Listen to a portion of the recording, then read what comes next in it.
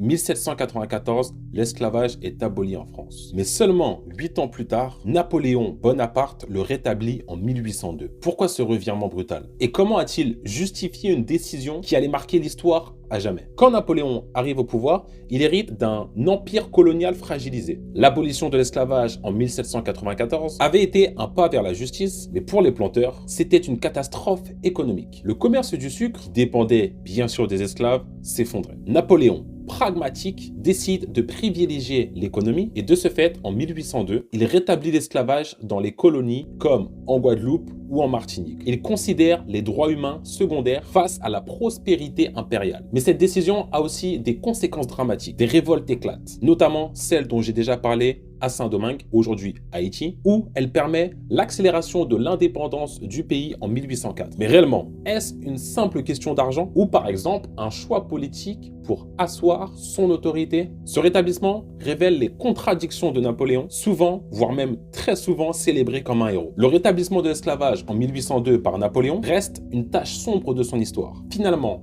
peut-on dissocier ces réformes progressistes de cette décision immorale? Et vous, que pensez-vous de cette page d'histoire? Dites-moi ce que vous en pensez en commentaire et partagez cette vidéo.